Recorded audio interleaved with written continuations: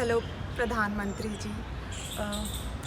Maybe you know or you don't know, I am Anu Dubey and I am the one जिसने उस दिन थोड़ा सा मतलब कि तमाशा क्रिएट कर दिया था कैन से, बट लोगों के अकॉर्डिंग मेरे ख्याल से वो बहुत सिंपल और एक बहुत नॉर्मल प्रोटेस्ट था, जिसमें मैं सिर्फ एक सवाल सरकार से, अपने नेतागणों से पूछना चाहती थी कि मैं क्यों इस कंट्री में सेफ फील नहीं कर सकती।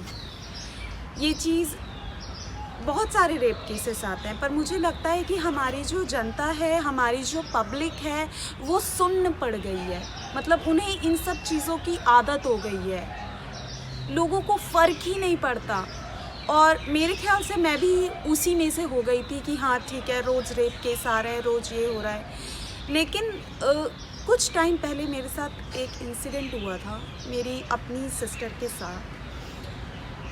देखिए उसमें क्या हुआ था कि मेरी बहन ने मुझे ना, वो आ रही थी तब मेरे फादर की पोस्टिंग राजस्थान में थी, तो वो एक जगह से आ रही थी शाम को कोचिंग से। तो सडनली क्या हुआ, उसने मुझे कॉल किया कि अनु दीदी तू फ़ोन पे ही बने रहना, क्योंकि मेरे को थोड़ा डर लग रहा है और ये प्लेस बहुत ज़्यादा सिक्लूडेड है, क्लोज़ है, क्वाइट है और यहाँ पे ज़्यादा मुझे लोग नहीं दिख रहे। सिर्फ शाम के 7 बज रहे थे।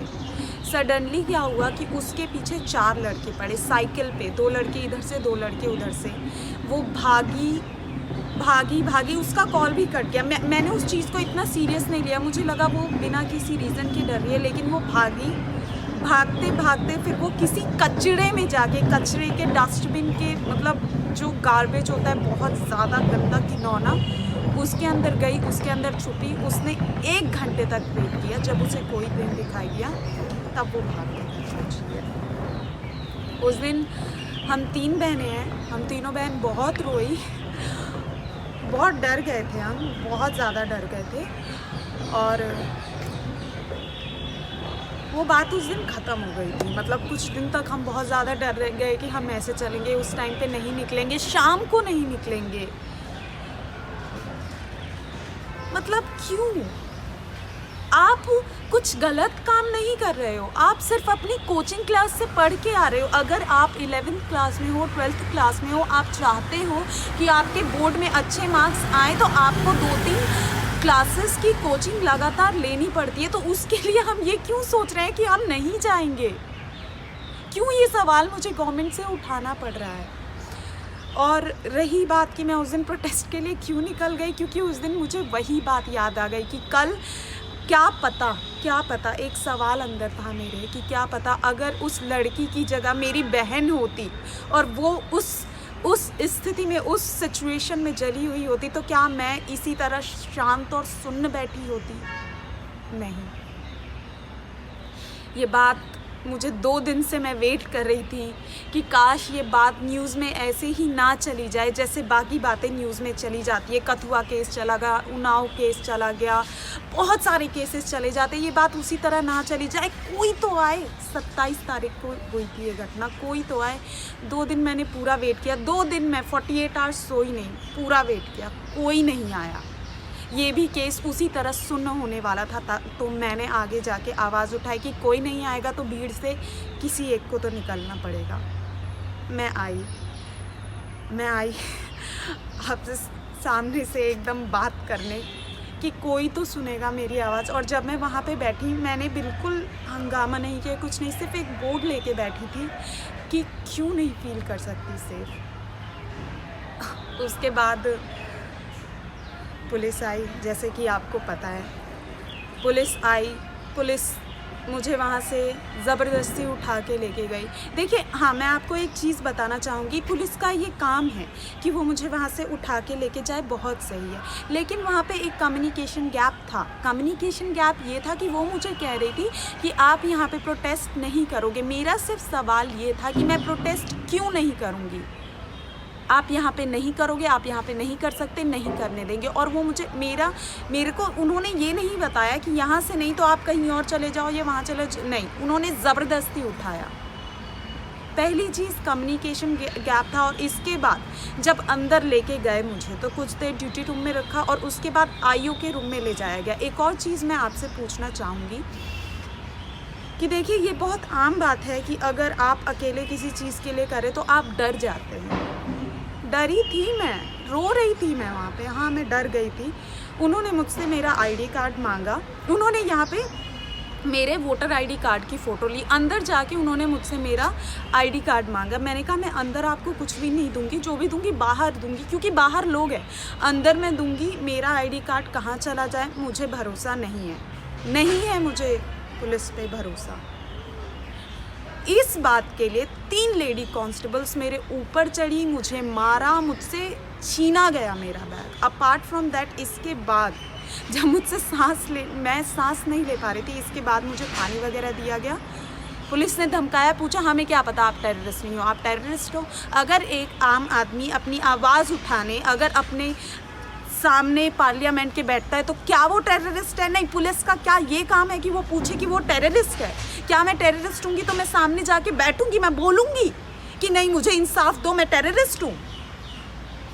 इसके बाद पुलिस की टीम, इन्होंने ज़बरदस्ती, एक बार नहीं 2 बार मारा, ज़बरदस्ती मेरा फ़ोन छीना गया, मेरी दीदी को कॉल किया गया, उसे धमकाया गया, मेरी दीदी परेशान हो गई, मेरा पूरा घर परेशान हो गया। और उस दिन फिर मुझे वो चीज़, मतलब मेरे को प्रोटेस्ट करने ही नहीं दिया गया। ये बात यहाँ तक रही ही नहीं। मतलब एक बहुत सिंपल सी बात थी। गवर्नमेंट से मैं ये पूछना चाहती थी कि क्या मैं सेफ़ नहीं हूँ, और उसके लिए जब आप पूछते हो तो पुलिस आपके साथ ऐसा बर्ताव करती है, जो आपके रक्षक हैं वो आपके साथ ऐसा बर्ताव करते हैं। मैं आपसे पूछना चाहूँगी कि क्या किसी नॉर्मल इंसान को अपनी मन की बात कहने का मौका नहीं मिल सकता? ये रही पुलिस की बात। जो मेरा मेन प्रोटेस्ट है, जिसके लिए मैं आगे खड़ी हूँ, उसके लिए मैं ये कहना चाहूँगी कि चलिए हम भैया ऐसे बड़े बड़े कांड को छोड़ते हैं और हम छोटे छोटे केस की बात करते हैं, जिसमें से अभी पता है आपको कि 8 साल की लड़की का रेप हुआ है। एक स्कूल में एक लड़की का गैंग रेप किया गया है हरियाणा में। बच्चों को, जो 4 बच्चे हैं, उन्हें भेज दिया गया, उनको शिफ्ट कर दिया गया, ट्रांसफ़र कर दिया गया, और वो जो लड़की है उसको एबॉर्शन का वो किया गया, उसका एबॉर्शन कराया गया। क्यों ये चीज़ें दबाने की कोशिश कर रहे हैं?